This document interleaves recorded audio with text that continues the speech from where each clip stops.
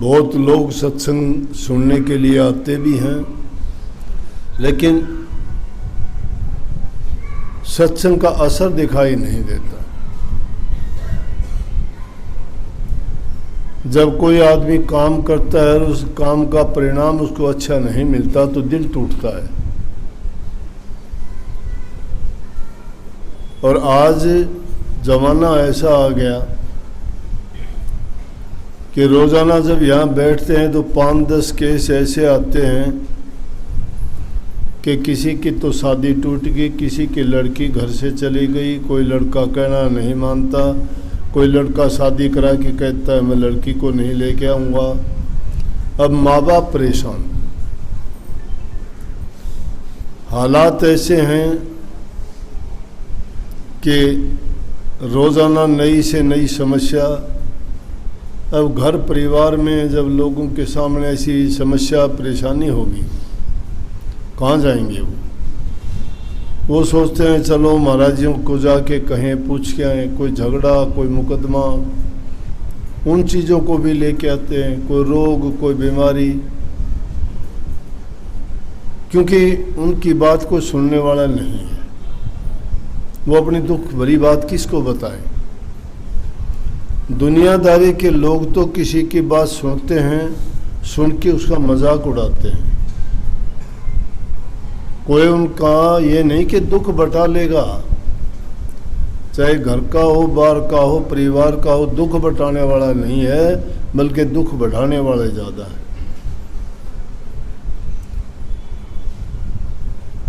अब जब ये हालात है समाज की, सब लोग जानते भी हैं, समझते भी हैं, सुनते भी आए हैं, और नहीं तो इतनी बात ज़रूर है, ऐसे जो ये कर्म देखते हैं तो लोग कह ज़रूर देते हैं कि कलयुग है। अब कलयुग क्या है कि हर काम में देखोगे कलयुग है। झूठ का बोलबाला है, लोगों के दिलों में कपट भरा हुआ है, जबान पे कुछ होता है, मन में कुछ होता है, दिखावा कुछ करते हैं, करते कुछ हैं। विश्वास और यकीन नहीं रहा किसी का भी। भाई भाई का यकीन नहीं करता, बेटा बाप का नहीं करता, सास बहू का नहीं होता, पति पत्नी का भी नहीं है। ये हालात है कि नहीं है। घरों में लड़ाई है, झगड़ा है, सत्संगों में आते हैं, मंदिर मस्जिदों में जाते हैं मत्था टेकने के लिए, फिर शांति कायम क्यों नहीं होती? फिर भी ये बुराइयां दिलों में क्यों है, क्यों नहीं निकालते? गुरु से नाम ले लिया, तुम पार उतर गए क्या? नाम लेने से तुम्हारा हो गया कल्याण? नाम जो ले लेता है उसका तो सारे दुख दूर हो जाते हैं। कबीर साहब कहते हैं हमारे सारे दुख बिसर गए, सतगुरु की हमने शरण ली। सारे दुख बिसर गए। सारे दुखों में कौन से दुख आ गए? शारीरिक दुख भी दूर हो गए, मानसिक दूर हो गए और आत्मिक भी दूर हो गए। 3 तरह के तो रोग हैं। कबीर साहब जैसे संतों ने वाणी कही कि संतों के संग में आने से, गुरु से नाम लेने के बाद तो उसके सारे दुख बिसर जाने चाहिए। लेकिन यहाँ तो दुख बिसरे कहाँ के, दूने दुख और लगा लिए। मंशा कुछ और होती है, मंशा कुछ और होती है। सतगुरु के पास हम इस उद्देश्य से आते ही नहीं कि हमारा कल्याण हो, हमारा सुधार हो। उसके पीछे कहानी कुछ होती है, कोई कुछ चाहता है, कोई कुछ चाहता है, लालच है, उसके पीछे भी स्वार्थ है। कोई संतान चाहता है, कोई धन चाहता है, कोई नौकरी चाहता है, कोई रोग से निवृत्ति चाहता है। लेकिन उनको जो दवा दी गई उस दवा का प्रयोग करना ही नहीं जानते, ना उसको प्रयोग करना चाहते हैं। संत उनको अमोला नाम देते हैं जो सब चीज़ों का इलाज है। उसको पाके आदमी के शारीरिक भी, मानसिक भी, आत्मिक भी सब दुख दर्द जितनी भी परेशानियां हैं सब दूर भाग जाती हैं। परंतु क्यों नहीं भागती? मन उन्होंने गुरु को नहीं दिया, दुनियादारों को दे रखा है। संसार के पदार्थों में लिप्त हैं वो, इंद्रियों के भोगों के स्वाद के आशिक हैं वो, नाम के आशिक नहीं हुए। अगर नाम से प्रीति होती, गुरु से प्रीति होती तो दुनिया की चीज उनको कर सकते हैं। अरे नाम की प्रीति तो मीराबाई की हुई थी, घर वंश प्यार सब छोड़ दिया, सबको सामने खुला होके कह दिया कि नहीं मुझे कोई लोकलाज नहीं है, तुम्हें लोकलाज होगी मैं तो घुंघरू बांध के भी नाचूंगी। ये जाति पाति कुल बढ़ाई धन संपत्ति ये वंश परिवार नातेदार ये मेरा क्या करेंगे? कौन मेरा मददगार है दुनिया में? कौन किसका मददगार है? मतलब के मददगार हैं। जब तक किसी का स्वार्थ पूरा होता है तुम बहुत अच्छे लगते हो, जिस दिन उनका स्वार्थ पूरा नहीं होगा उसी दिन तिलांजलि दे देंगे, भाग जाएंगे। कोई साथी नहीं, साथी मतलब के, साथी अपने हित के, साथी अपने सुख के। सुख के सब साथी, दुख में ना कोई। लेकिन संतों की शिक्षा और संस्कार ये हैं कि सुख और दुख को बराबर मान ले। सुख में सुखी नहीं, दुख में दुखी नहीं। सुख आता है तो परमात्मा का शुक्राना करना चाहिए कि शुक्र मालिक तेरा कि तुमने ये सुख दिया। लेकिन गाफिल होने की बात नहीं है, वो भी चला जाएगा, सुख रुकता नहीं है। दुख आए तो उसमें भी घबराना नहीं। उस टाइम में आदमी को पुकार करनी चाहिए, अर्ज करनी चाहिए, प्रार्थना करनी चाहिए कि मालिक ये दुख की घड़ी है, इसको टालना, विचलित ना हो। हमने सीखा है, संतों की शिक्षा ये है। अरे संतों की शरण में गए, रोजाना सत्संग सुनते हो। स्वामी जी महाराज ने भी तंग ये इस तरह वाले हालात देख के बोलना पड़ा। कहने लगे सत्संग करत बहुत दिन बीते, अब तो छोड़ पुरानी बाण। पुरानी बाण को छोड़ता नहीं है। गुरु वचन मानने नहीं, गुरु ही लगावे तो उस उल्टा काम है। गुरु से कहते मेरी इज्जत नहीं करता तू, गुरु इज्जत करे तो हमारे सर पर बैठा ले। गुरु की इज्जत तुम करोगे कि गुरु तुम्हारी करेगा? फिर हमारे दुख दर्द कैसे दूर होंगे? उनको तो यमन को न्योता दे दिया जो गुरु से मान बढ़ चाहते हैं, गुरु से इज्जत चाहते हैं। गुरु तो दे देगा, इज्जत देगा, सबको देगा। इतिहास पढ़ के देखो, संतों ने अपनी तो मानी नहीं। जो दुनियादारी की चीजों के गुलाम थे उन्होंने अहंकार दिखाया, किसी ने ताकत दिखाया राज का, किसी ने अपने ऊंचे पद का दिखाया, लेकिन सबको मुंह की खानी पड़ी। क्यों खानी पड़ी? कि वक्त का पहिया घूमता रहता है। वक्त का पहिया घूमता है, रात दिन घूमता है। सूरज के सामने आता है तो दिन हो जाता है, सूरज से उल्ट चला जाता है तो रात हो जाती है। दिन का उदय हो जाना, प्रकाश का हो जाना सुख है, रात का अंधेरा हो जाना दुख है। ये चक्कर चलता ही रहता है, सृष्टि का रुकता नहीं है। सुख और दुख भी इसी प्रकार से है। सुख तो आदमी को प्राप्त करने के लिए कितनी मेहनत करनी पड़ती है, फिर भी शायद नहीं पा पाता हो, फिर भी कोई ना कोई रुकावट दखल आ जाएगी उसमें। लेकिन दुख तो तैयार रहता है, बिना बुलाए आ जाता है। लेकिन उस दुख को संतों ने कहा कि बलिहारी व दुख की पल पल नाम रटाए। कहते सुख के माथे सिल पड़ो जो नाम ही से जाए। सुख आ जाता है, इंसान गाफिल हो जाता है, पता नहीं अपने आप को क्या मानता है, कुछ का कुछ समझने लगता है। दो पैसे किसी के पास हो गए, दूसरे को इंसान नहीं गिनता। थोड़ा सा कोई ऊंचा पद मिल गया नौकरी पेशे में, रोजगार में, तो दूसरे को इंसान गिनता ही नहीं, दूसरे को पशु के समान बर्ताव करता है। तो ये मान बढ़ाई, प्रतिष्ठा, धन, मकान, ये चीजें किस काम की है? कितने दिन के लिए? चली जाएंगी एक दिन। जो उनका मान करता है वो ही नहीं रहता। रावण के 10 ईस और 20 भुजा थी। क्या काम आई? सबकी सब व्यर्था गई। इसलिए अच्छे काम करो, नेक काम करो, बुराई से बचो।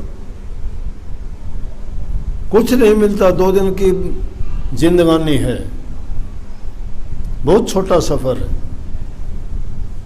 लेकिन उसको कोडियों के भाव बर्बाद करते हैं, मानते ही नहीं। कोई धन इकट्ठा करने में लगा हुआ है, क्या कर लोगे? धन इकट्ठा करके छोड़ के ही तो जाना होगा। उसको इकट्ठा करने के लिए दूसरे लोगों के साथ क्या क्या बर्ताव कर जाते हो।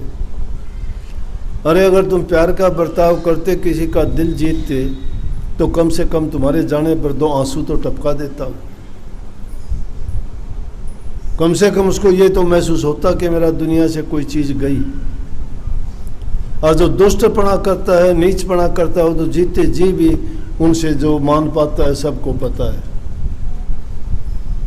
भक्ति ऐसी चीज है जो इंसान को इंसानियत का चित्र दिखाती है, दर्पण दिखाती है कि देख इंसानियत ये होती है। संतों के सत्संग में जाके भी अगर तुम्हारी ये बात नहीं छूटी तो संतों की शिक्षा नहीं, तुम तो खुद ही ज्ञान से भरे हुए हो। और ये ज्ञान भी नहीं है, ये अज्ञान है जो इंसान को गुरु से बेमुख करे, सत्संग से बेमुख करे, नाम से बेमुख करे, परमात्मा से बेमुख करे। वो क्या है? अज्ञान है। वो डबोता है इंसान को। और ज्यों ज्यों भक्ति का ये रूप, ज्यों ज्यों तुम्हारी भक्ति दृढ़ होती चली जाएगी, नाम की कमाई जितनी करते चले जाओगे उतने दीन गरीब और ऐसे हो जाओगे मिट्टी जैसे। कोई असर नहीं होगा आप पर। कोई कुछ कह लेगा, कोई कुछ कर देगा तो भी कहोगे चलो तेरा परमात्मा भला कर। ये चीजें हमारे अंदर नहीं आती। दुख माँ बाप का संतान की तरफ से है। आज के युग में संतान इंसान को चैन नहीं लेने देती। उसका जिम्मेवार कोई नहीं, माँ बाप जिम्मेवार है। उनको अच्छे संस्कार और शिक्षा नहीं देते। माँ बाप के कहे में संतान नहीं है, संतान के कहे में माँ बाप है। वो कहते मैं ये करूँगा, आप कहते हो ये नहीं करना, तो तुम्हारी बात नहीं चलेगी। वो जो कहेगा वही करेगा। वो कहता है मैं तुमसे ये चाहता हूँ, तुम कहोगे ना ना मैं नहीं कर सकता। वो कहेगा मुझे नहीं पता, कहीं से भी करो मुझे चाहिए, उसको लेके देना पड़ेगा। हमारा देश ऐसा था जिसमें संस्कार थे कि बच्चे माँ बाप का कहना मानते थे, बूढ़े बुजुर्ग की इज्जत कदर करते थे, आपसी छोटे बड़े की लिहाज थी, प्यार का वातावरण था, शांति थी। एक एक छत के नीचे इतने लंबे लंबे बड़े बड़े परिवार रहते थे। आज परिवार टूट गए, 2 या 3 घर में। 2 या 3 में अगर कोई वो बात भी करता है, किससे बात करता है? बेटा बाप से बात करता है तो भी उसकी वही बात है, और बाप बेटे से करता है तो भी वही बात है। समाज के अंदर जाते थे, बैठते थे, उठते थे, उनसे अच्छी बातें सुनते थे, उनसे उनके संस्कार जीवन बनते थे। वहाँ सीखते थे लोग, सामाजिकता थी वो। अब सामाजिकता नहीं, अब तो एकाकीपन हो गया, अकेलापन। अब अकेले की जो बुद्धि है, जो ज्ञान है, वो वैसा ही प्रयोग करेगा। हम बच्चों को पहले तो आज़ाद छोड़ते हैं कि कुछ भी कर, कहीं भी जा, कुछ भी खा, खर्च, पहन, अच्छा लगे बुरा लगे, नंगा हो चाहे वो ढका हुआ हो, पहन तो कुछ भी। तालियां बजाते हैं उसको देख के, बोला देखो इसको कितना अच्छा लगता है। उनको ये संस्कार नहीं दे पाते कि ये शोभा नहीं देते, तुम्हें ऐसा नहीं करना चाहिए, तुम्हें बूढ़े माँ बाप की, बुजुर्ग कोई भी, उसको सेवा करनी चाहिए, प्यार करना चाहिए, इज्जत करनी चाहिए, उनको सम्मान देना चाहिए। सम्मान कहाँ से देंगे? माँ बाप को घर से क्यों निकाल देते? कोई अपने माँ बाप को घर से निकालता था? आज वृद्ध आश्रम है, उसमें छोड़ के आ जाते हैं। कितने लोग धक्के खाते हैं। यहाँ भी कितने आके कहते हैं, कोई कहता है मेरे 3 लड़के हैं, कोई कहता है मेरे 4 लड़के हैं, कोई कहता है कि मुझे घर से निकाल दिया, मुझे 2 रोटी नहीं है, मुझे जगह बताओ कहाँ रहूँ। माँ बाप को क्यों बच्चे ऐसा करते हैं? हम बच्चों को अच्छी शिक्षा, अच्छी तालीम नहीं दे, हमें फुर्सत नहीं है, हमने नहीं सीखा। कितने लोग सत्संग में बच्चों को लेके आते हैं, छोटा होगा तो वैसे कहा जाएंगे, जवान बच्चे कुछ दिन तो आते हुए दिखाई देते हैं और फिर उसके बाद यहाँ नहीं आते, फिर बदल जाते हैं। क्यों बदल गए? माँ बाप कहते अब नहीं आता, पहले तो आता था। क्यों नहीं आता अब? इसका मतलब कमी आ गई उसमें। कमी किस में? गुरु में नहीं आई, कमी सत्संग में नहीं आई। सत्संग तो बढ़ता जा रहा है, फैलता जा रहा है। जहाँ 1000 आदमी बैठते थे अब वहाँ 20,000 आदमी बैठते हैं। कमी किस में आ गई? उसमें कमी आ गई। जिस इंसान में कमी आती है वो दूसरे में कभी बताता है, अपनी कमी नहीं देखता। अपनी कमी अगर ढूंढ लेगा वो इंसान सीख जाएगा सत्संग को। अपनी गलती को जो खोज लेगा, अपना निरीक्षण नहीं करते लोग कि मेरे अंदर कमी क्या है। ये नहीं देखते कि पहले तू क्या था अब तू क्या है, तेरी पहले लगन क्या थी अब कितनी है। लगन बढ़नी चाहिए ना। पहली क्लास में पढ़ने वाला अगले साल दूसरी क्लास में हो जाता है, दूसरी वाला तीसरी में, तीसरी वाला चौथी में, चौथी वाला 5वीं में। हर साल प्रमोशन करके वो अगले श्रेणी में होता है। सिपाही से हवलदार, हवलदार से थानेदार, थानेदार से डीएसपी, डीएसपी से एसपी तक बनते हैं। फौज में भी इसी प्रकार से सिपाही, लहसनायक, हवलदार, सूबेदार, कैप्टन, मेजर, जनरल बनते हैं कि नहीं? टाइम गुजरने के साथ साथ जो जो मेहनत करते चले जाते हैं उनका ओहदा बढ़ता चला जाता है, लेकिन सत्संगियों का ओहदा क्यों गिरता है? सोचा कभी? दुनियादारी के 4 पदार्थ मिलके पेट भरा वही गुर्राने लगता है। उसकी आवाज़ बदल जाती है, उसका लहजा बदल जाता है, रहन सहन बदल जाता है, कर्म बदल जाते हैं। वो नहीं देखता अपने आप को, फिर बड़ा मानता है। समाज की दृष्टि में उसे कुछ मान मिल गया, लेकिन गुरु की दृष्टि में, प्रभु की दरबार में तो उसकी कदर कुछ भी नहीं रही ना। क्या कदर पाएगा वो? जब हर चीज में आदमी 4 पैसे वाला 10 पैसे करना चाहता है, 10 वाला हजारपति, हजारपति लखपति, लखपति वाला करोड़पति बनना चाहता है, साइकिल वाला मोटरसाइकिल, मोटरसाइकिल वाला कार, कार वाला हवाई जहाज तक लेना चाहता है। लेकिन सत्संगी क्यों गिरते हैं? ईश्वर ख्याल आया कभी? तुम कहते हो हमने नाम ले लिया, तुम कहते हो हम सुमरण करते हैं, तुम कहते हो हम ध्यान करते हो। किस चीज का ध्यान? ध्यान दुनियादारी की चीजों का करना सीख लिया क्या? भक्ति करने का ध्यान तो नहीं किया आपने। भक्ति करने का ध्यान करते तुम्हारा भी ओहदा ऊंचा हो जाता। वो गिनी चुनी बात सीखी सिखाई वो कहते रहते हो। अपना अनुभव किया क्या कोई? सुनी सुनाई किताबों की, खाया उल्टी कर दी, क्या पाया आपने?